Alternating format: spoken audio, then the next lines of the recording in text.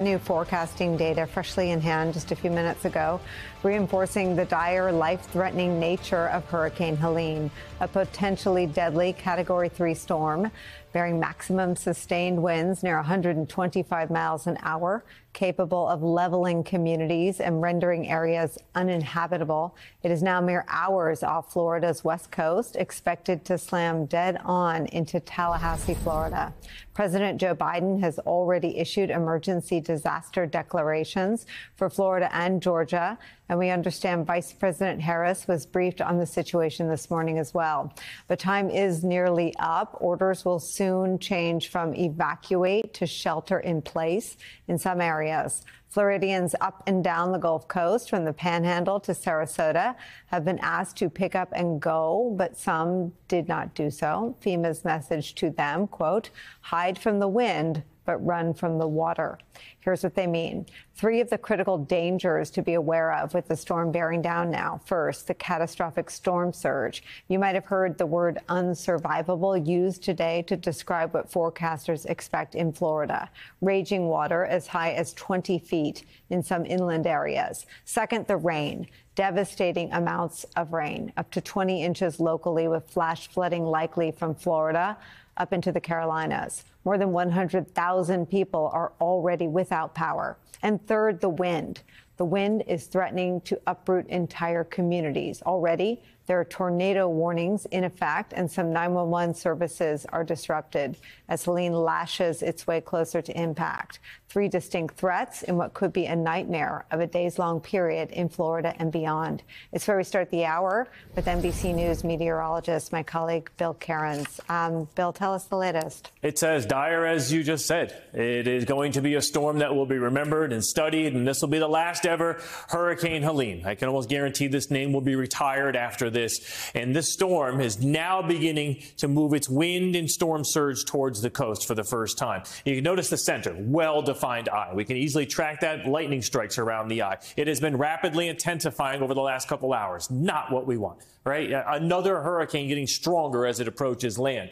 And the bands are now starting to whip through the Tampa Bay, St. Petersburg, and Sarasota area. Feels like a storm's going on, and the winds are picking up. In the next hour, this is as close as the storm is going to get to Tampa Bay. So the strongest winds you're going to deal with are over the next 2 to 3 hours. We've had gusts of 61 in Venice, 52 in Sarasota, 50 range, and we're starting to get power outages because of these wind gusts. I have a lot of plots on here because I just want to make sure I don't miss anything. But you can notice where the storm is heading. Look at Tallahassee to the north, Perry, Live Oak. It's barely windy at all. It is going to move in a hurry. I mean, we're only 6 hours from those areas getting 120-mile-per-hour wind gusts. And right now, the wind is almost nothing. This storm is flying 23 miles per hour. That's a very fast forward motion for a major hurricane. And because it's still intensifying, we think it will likely be a Category 4 at landfall. Now, the landfall position is going to be just southeast here of Tallahassee, in between Tallahassee and close to Perry, Florida, kind of in between. We're not sure yet which of these two communities is going to go through the eye. Maybe both do.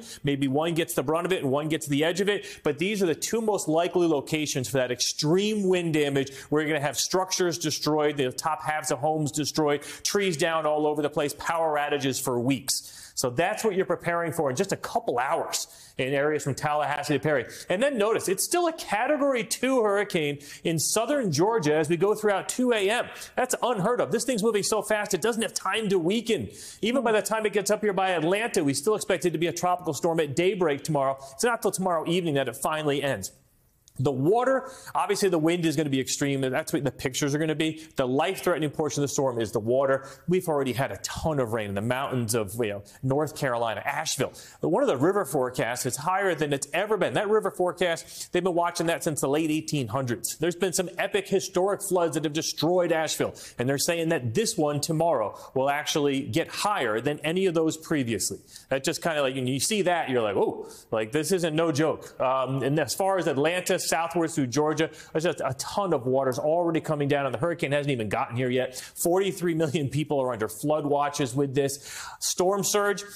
If there's one good thing about this storm, it's making landfall in about the most remote populated portion of the Florida Panhandle possible. You look at a population density map, there's not much up here where that 10 to 20 foot storm surge is going to be. There's just a couple small communities, and those unfortunately are going to go through something they've never seen before with up to 20 foot storm surge. Cedar Key southwards, you're not getting a direct hit, but we're predicting the highest water levels in Tampa Bay ever recorded. Not even from a direct hit. This storm is so huge, it's pushing so much water that it's possible that areas like Tampa Bay, you could see about a 6 to 8 foot storm surge. Right now, we're at low tide. We're only about 2 foot storm surge. This is going to build quickly this evening, Nicole, as that storm moves in. This is as low as the water levels are going to be, and this is going to rapidly rise. It's going to get dark. It's going to be scary, and it's going to be just a horrific night for anyone that decided not to get out of the way. Talk about 20-foot storm surge. What does that mean, and what does that look like? And at this point, what do you do? At this point, it's almost, if you can get out, get out. I mean, obviously, if you're anywhere from that, especially that Cedar Key northwards, up all the way up through the coast here, these are all the areas where we could get that 20-foot storm surge. They call that unsurvivable. If you remember what happened in Fort Myers Beach, they estimate that the highest surge there was like 14 to 16 feet. We lost 150 lives because some people decided not to go. So the saving grace is that this is not heading for a metropolitan area or even a big populated area, but for anyone that hopefully all those people are out of here in that region. Now, if you're inland in like Tallahassee, in other words, you have to hide from the wind tonight. You want to look at your property. You don't want to be like in rooms of your house that are near big trees. Know that in like Tallahassee, the winds will be the strongest coming from the east to the west. So you'd want to hide on the west side of your house, possibly a basement if you have. I know a lot of people in Florida don't have basements, but you want to be in an interior room on the west side of the house because if a tree falls, you want to be as far away from it as possible. Those are the kind of decisions that people are going to have to make, Nicole. And, it would even be advised for people in Tallahassee. It's almost like a tornado is coming through. It's only going to last about 3 or 4 hours because it's moving so fast. But just like a tornado, go to an interior room. If you have to get a mattress, put it over your head in the bathtub with your kids. And, 3 hours of just sitting there hearing the train whistle outside as that hurricane blows through. Inland, they haven't been told to evacuate. You're inland, you're away from the water, you're hiding from the wind. We're just hoping that this doesn't, jump up to like a strong category 4 or 5, because then, it gets hard to survive that, even inland areas that haven't evacuated. Is Helene acting the way you thought it was going to act? I mean, have the models been accurate so far? That's what's so amazing about this storm, because ever since, over the past weekend, we were like, hey, it looks like a storm's going to form, likely going to head up towards the Panhandle region, and not a lot has changed. I mean, this forecast has been pointing at Tallahassee, give or take maybe 20 miles for like 4 straight days. Like, that's almost unheard of. We always get wiggles or changes or tweaks to the forecast. The intensity has actually been pretty good forecast too. So when this is all said and done, no one can say, wow, this one really surprised me. The only people that are going to have trouble, like that weren't prepared for the storm, were people that weren't believing what we were saying. And that always happens too. There's always doubters that don't think, it's only a tropical storm. How can this be a major hurricane in 48 hours? But that's what's happened. This storm has undergone rapid intensification 2 times now in the last 2 days. And some of this is climate change driven. The Gulf of Mexico is as warm as it's ever been measured. And that's the fuel for these storms. So once the storms get there, and if things are supportive, they can blow up like this. And we've seen it now year after year. And that gets into a whole different discussion about climate change, insurance rates. But we'll deal with all that after we're done with the destruction from this one. It's something that folks in Florida have to live with, a fact of life there. Bill Cairns, thank you so much. And thank you for your blunt warnings for any of our viewers living there with loved ones there. We appreciate you. Let me bring in my colleague, NBC News correspondent Marissa Para. She's in Tampa. Marissa, we just heard you are, the hurricane is as close as it's going to be to Tampa. And that means a whole lot of wind. Tell us what you're seeing and feeling.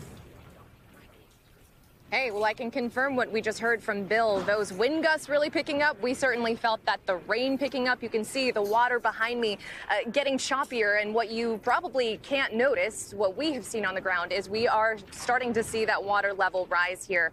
And this is something that we have been warned about. We knew was coming. We were warned of anywhere between 5 to 8 feet of storm surge. And here in the Tampa Bay region, there's a lot of shoreline surface area, if you will, because we have not just the Tampa Bay River, not just Tampa Bay and the Hillsborough River. And of course, we have the channels. Of course, there's also the Gulf of Mexico on the other side of places like St. Petersburg. So there's a lot of places where flooding and storm surge can be a real threat. And that's why where we are, this is one of the mandatory evacuation zones. And I want to take you over here. This is along Bayshore Boulevard. This road is closed down for a reason because it is prone to flooding. You can see cars over there blocking off this road. And this is the frustration that we have seen from authorities like the Pinellas County Sheriff. His frustration earlier today is that he is not seeing people heeding the evacuation orders enough. He said it is a real problem, especially because he said at a certain point they are not going to be able to rescue people if they need it. And so a couple of tips for people if anyone is still trying to make their way out. We know that it is so important to get those electric vehicles out of the way of seawater. That is a real fire hazard. So make sure you move those to higher ground if you haven't already. Time is almost out because, as you can see, this water is starting to rise here. And another thing, make sure you cut off the main breaker and the gas in your home if it is in a flood zone or storm surge zone prone area, because this can also be a fire hazard. So, Nicole, authorities really urging people. I mean, they've been asking people for the last 24 hours to get out, but time is really running out because, as you can see, it's really starting to come down here, Nicole.